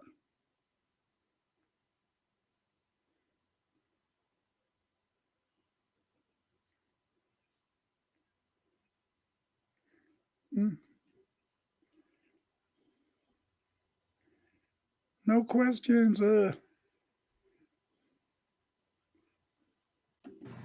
Buy my book, Atlantis in Mexico. In Atlantis in Mexico, you will learn about the great Olmec civilization of Mexico. Yes, the Olmec civilization of Mexico. In this book, I tell you about how it was the Olmecs who invented the calendar that are used by the Maya today. It is the Olmecs who are the mother culture of Mexico. Buy my book, Atlantis in Mexico. Learn about the Olmecs. Learn about their civilization. Learn about the wonders that they left the Mexican people. You can purchase my book at Amazon.com.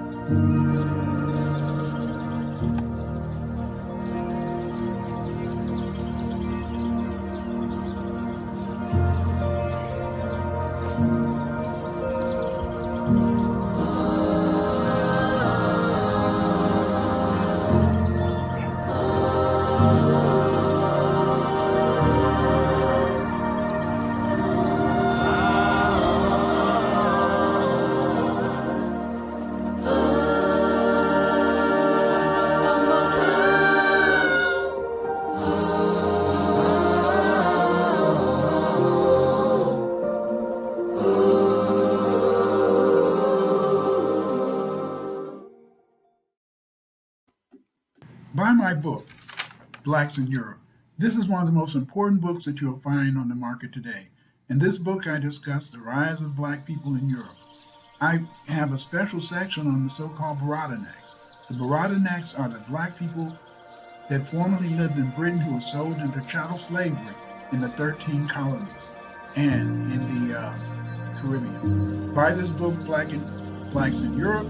You can get this book at Amazon.com. Buy this book today. Learn about the Black nationalities that lived in Europe. Learn that Europe was once a Black continent. Buy my new book.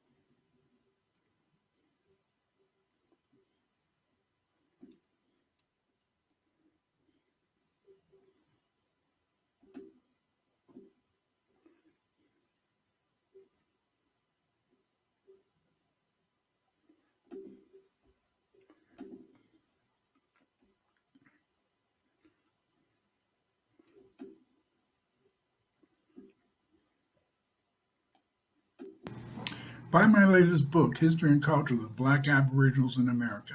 This is the first book that explains and discusses the entire history of how the original people who lived in the America were Black Aboriginals.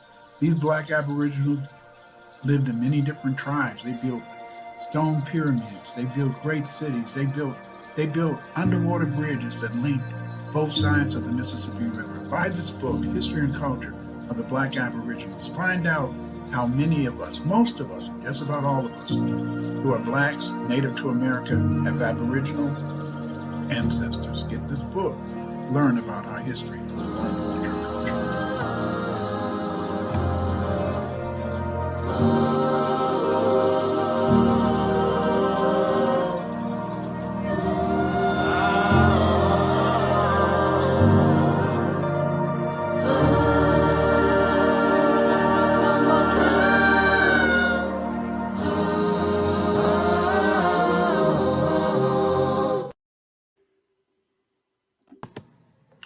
Buy my book, Nationality and the Law. In this book, we discuss the importance of race and identity among many African Americans. I explore the genesis of the so-called blacks from an ethnogenesis of Black Irish, Black Aboriginals, and Sub-Saharan Africans. In this book, you will understand how they were separated into two races and why we call, in a sense, the Caucasian race the white race today. Buy my book, The Nationality and the Law. You'll enjoy it.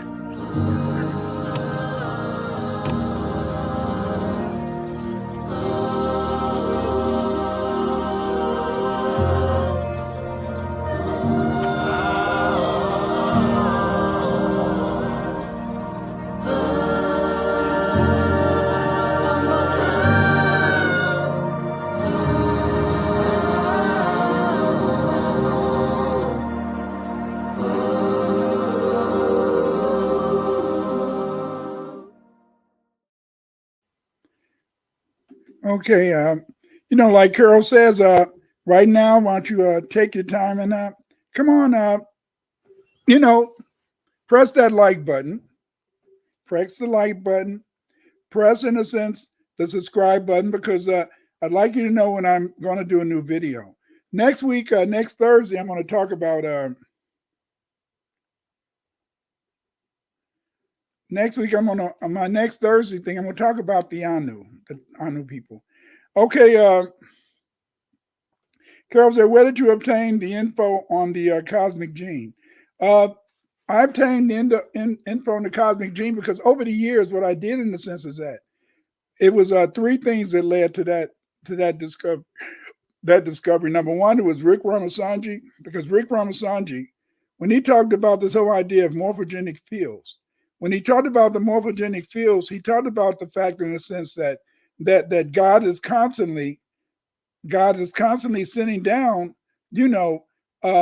sending down, in a sense, genetic material from outer space. That mainly when it rains and the ozone is broke.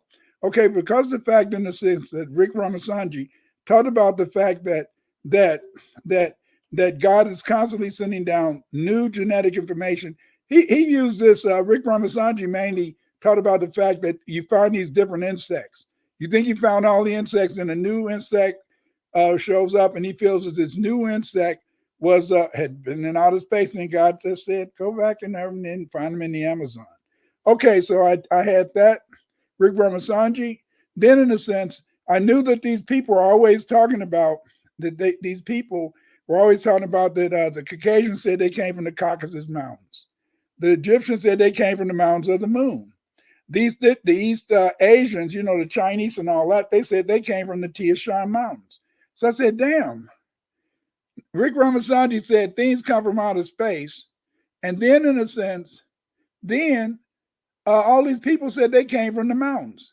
Okay, then what I noticed is that a lot of times different groups came after, in a sense, various cataclysms, various, earthquakes and all that type of stuff, cataclysm, earth changes, magnetic reversals, all that type of stuff. So I said, aha, there must be, in a sense,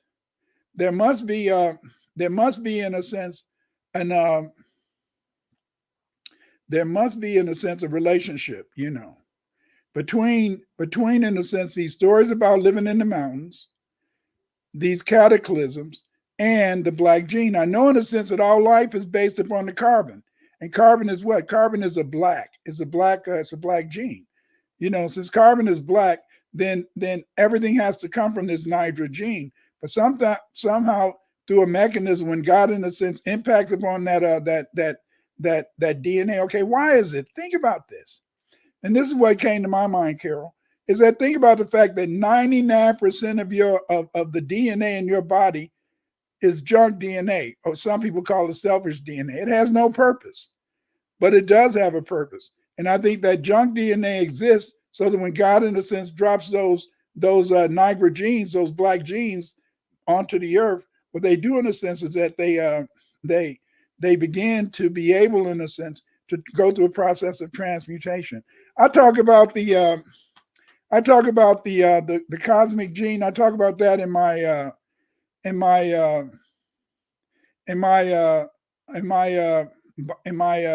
the essay series. When I talked about, in a sense, the various books. I mean, when I did a lot of presentations, and one of them is the you can find it in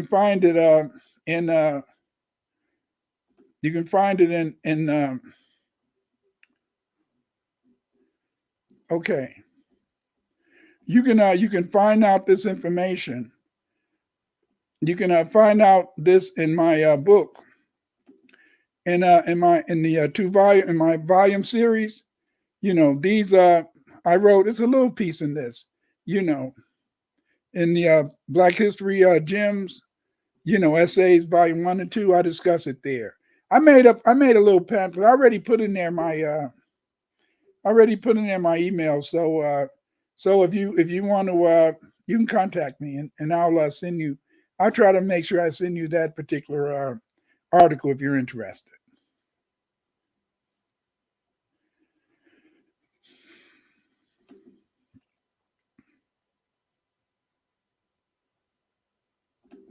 Yes, I agree with you, Carol. Is that yes, buy my books. You can give them as birthday presents. They make wonderful Christmas and birthday presents. Yes, buy my books. Let your family understand and know what our great history is and more about us. Are there any more questions or comments?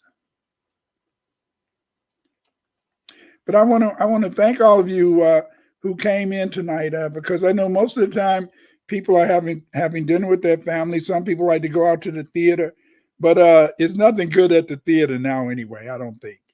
I know some people was excited about the so-called Civil War, and it ended up being a flop.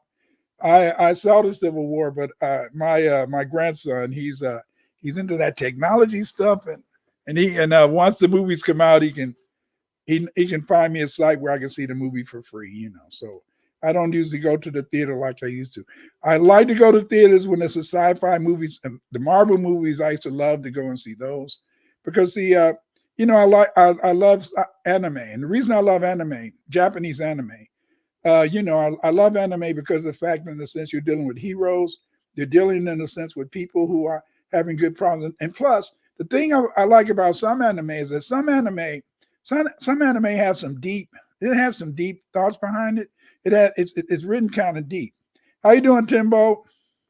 And it's kind of deep, and they make you think. I like things that make me think.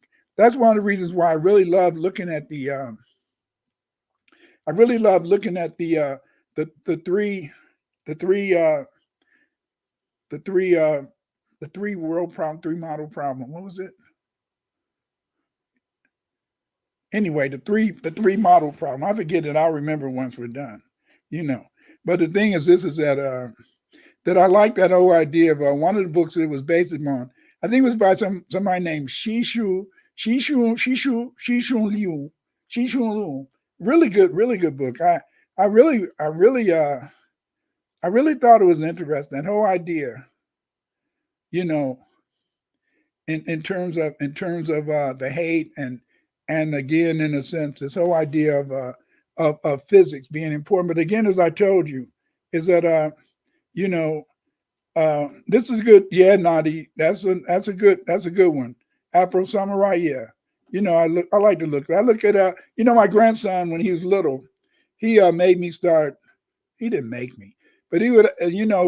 My grandson, my daughter lived with us at that time, and so my grandson, her and her husband had divorced, so my grandson mainly grew up around me and my wife, and so he's the one that got me and my wife into looking at anime. And so I like anime because some of the stories they make you think about things. They make you think about sci-fi. I love sci-fi. I love sci-fi. And I used to, when I was young, I used to always say I was going to write a book called A Mandy Warrior. And in The Mandy Warrior, I'll tell you, since I'll never get around to doing it. In The Mandy Warrior, I was going to talk about, in a sense, this Mandingo, a Mandingo, a Twa, you got to always have a dwarf, a Twa, a Twa, and then I would also have, in a sense, and the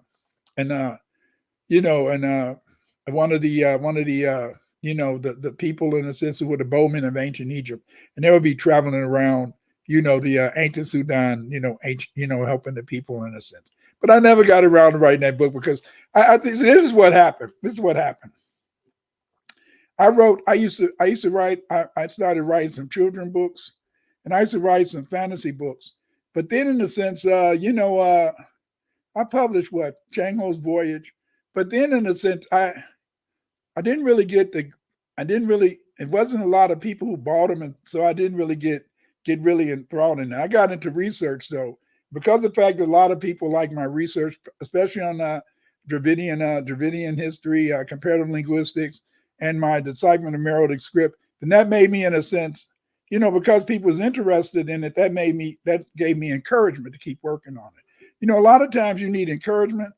You need, in a sense, the interest. Just like, that's what I love about you guys. You guys come here and you make me want to share this because, see, but I need your help. I need you guys to do research. That's what made me feel so happy when JP wrote her book, and JP, when she wrote her book, it was just so exciting because the fact, in the sense, what she did is that when she wrote her book, it showed, in a sense, that she was telling us about the people in Southeast Asia, and that's cool. And again, I hope that I can see. I missed it, but I'll get into Patreon. Right out. The slides will be in my Patreon. Again, thank you guys for coming, and I hope that you guys will join me next Thursday. I'm going to talk about the Anu and Sumer and the Anu, and then I might do something on Friday too. But I'll think about what I'm going to do next week. But thank you for joining me. I hope that you will support Yoshimod, because Yoshimod, in a sense, he has fantastic stuff, and he can make your website or whatever you're doing great.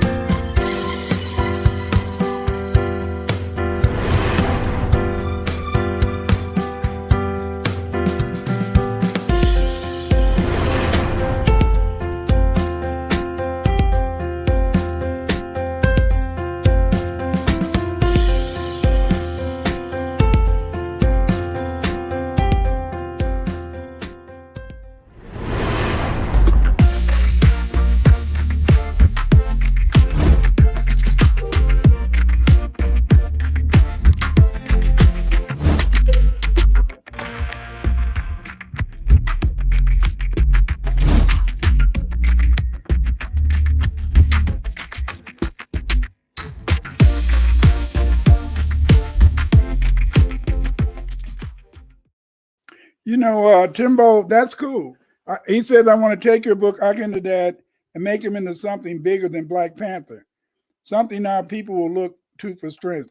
That sounds cool, because Akinadad, remember him and his mom, they were fighting the Romans, and they, in a sense, they kicked the Romans out of Kush, and they made the Romans have to go back into Egypt. And remember, I know some of you have seen the statue of one of the rulers, Roman or Greek rulers that they had found in Meroitic. I really love, in a sense, the story of Akinadad. But the thing is this: is that that when you do it, make sure that you discuss, in a sense, the Romans, discuss how they were coming down there and how they were defeated. And I did an article. For Ancient Origins. It was on the lost the Roman legion that was lost, that the Cushite had killed off. And Timbo said, I thought that was so cool. Yeah, he was he was cool, but see, we need, in a sense, people, that's one of the things that I hate, is that we don't really have any publishing companies that really, I think, that they could really, in a sense, that they could really, in a sense, deal with our sci-fi, deal with our history. See, because if you look at it from this perspective, when the Japanese make movies, they make movies about what? The samurai.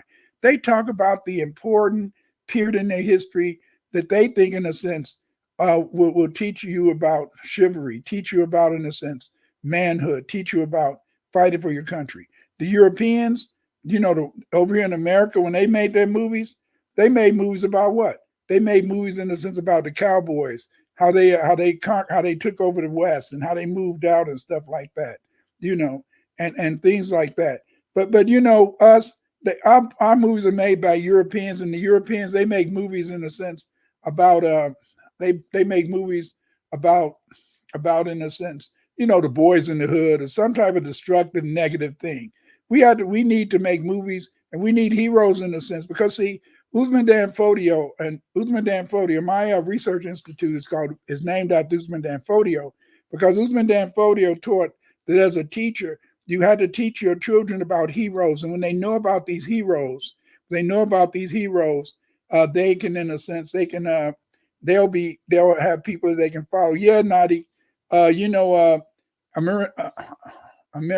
Marinus, she was the mother of Akinadad, and she fought up. After he died, she fought the Romans to a standstill, and she pushed them out of Kush. Carol says, Dr. Winters, you should write a screenplay, as you have so much Black historical knowledge. Yeah, that would be cool, but I don't have the skill. Back in the day, I did try to. I had found some, but see that that takes time, that takes imagination, and I could probably do it, but I again, like I said, is that when I was writing fiction, I didn't get the support. People that buy my stuff, or I didn't even want to publish it or whatever. I don't know. So I stopped writing that. And then also another thing is that it's so much that needs to be cleared up in our history that I don't usually have time for that. I'm 73 years old, and not to always bring that up, but I mean, hey, I'm at that. I mean, no matter, my kids and everybody say, stop stop talking about this. But we all have mortality. It's nothing that says that we're going to live forever, and that is the most important thing. Thank you, chemistry black magic, because my Patreon is very cheap. It is affordable. Join my Patreon. But again, thank you guys for showing up. And the thing is this, is that if you don't speak up, okay. But even though you don't speak up, you should support the people who speak up. I mean, the number one person that everybody should support is, in a sense, Professor Black. Professor Black gives us a wake-up call every day. I mean, it's like reading the newspapers in the old days when you could read that editorial, you see. So we have to, in a sense, understand that this is very important, and it's very important in the sense that we that we support the people who, in a sense, who speak up, because it's in supporting them that we can find and move forward. Again, in a sense, you guys have a great evening. Thank you for showing up.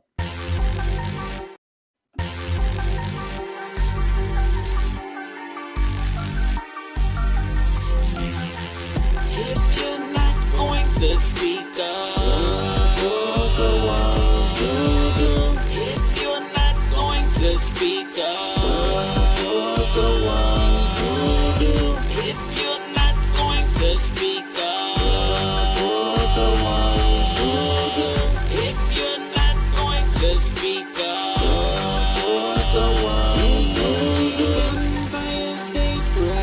on your fears and stay away. Vampires, they prey on your fears.